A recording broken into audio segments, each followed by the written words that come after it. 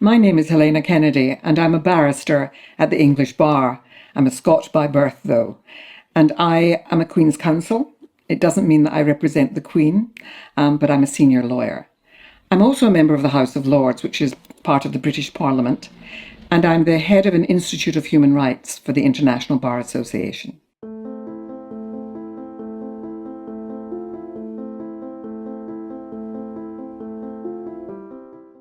Welcome to my exp.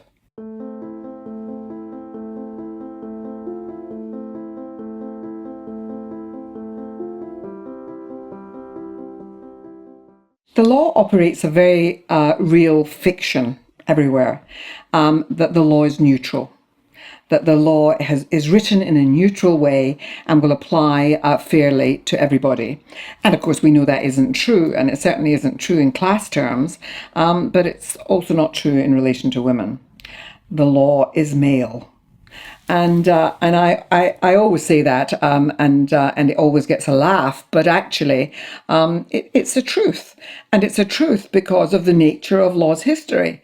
The nature of law is that it's been created by the powerful in society, and until comparatively recently, that did not mean women. And law often in our nations has come out of religion.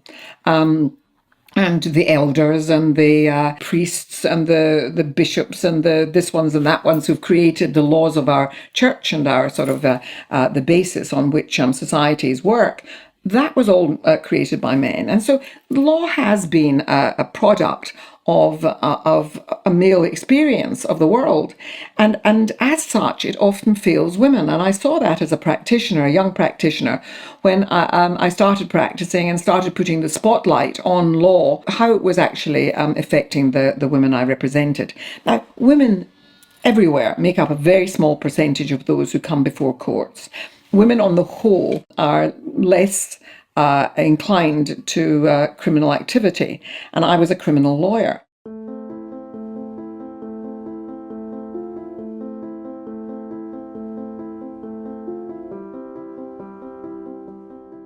When I talk about the gendered nature of law, it's about basing attitudes towards women in the stereotypes and the myths that exist about womanhood and about women's sexuality, about the need to constrain women, the ways in which it is assumed that women will manipulate and lie, the ways in which it's often assumed that women will not be honest about their own sexual longings and behaviour.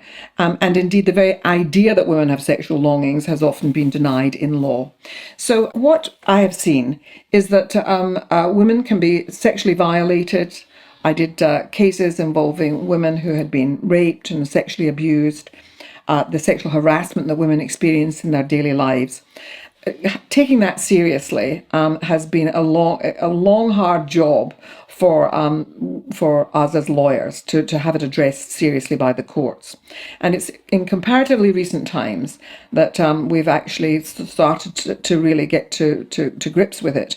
But in every country, the impunity that there is for violence against women is still a very serious problem.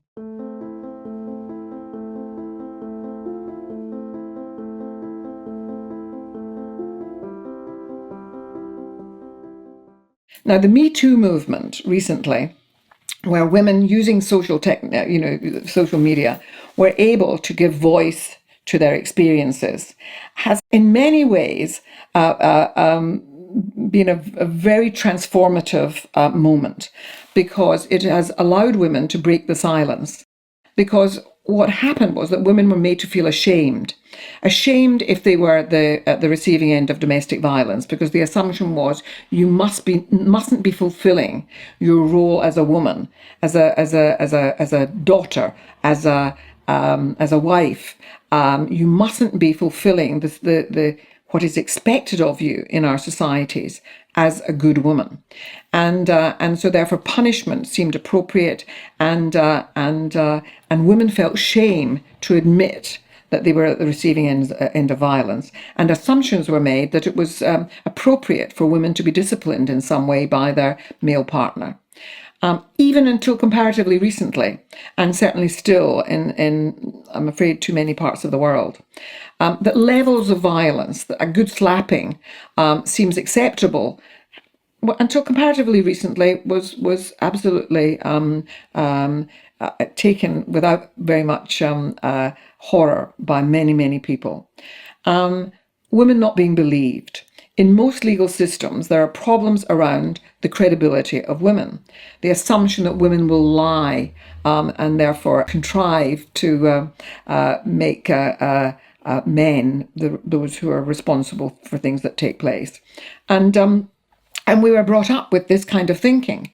And in the courts, for example, in court systems around the world, there is a need for corroboration.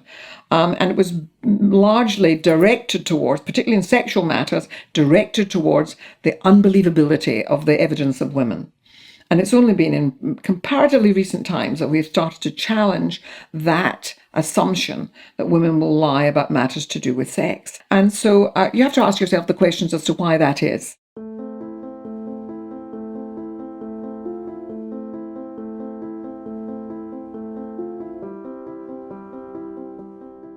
The way to address this is to bring it into the curriculums in our schools and particularly in our law schools, but also to make sure that we have a much more diverse judiciary. In common law systems, the judges are very instrumental in the making of law and in the development of law. And if you don't have people from different backgrounds, different ethnicities, different religions, and women as well as men, if you don't have people of different sexuality, if you don't have that variety of people on your benches making decisions, then you will not have law that will deliver well for your society. So you have to reform your processes of creating judges, of creating lawyers, and of making law. And our parliaments too have to reform in order to create law that is not skewered to a male perspective. You have to introduce that variety of people within all those different elements that are involved in the making of law.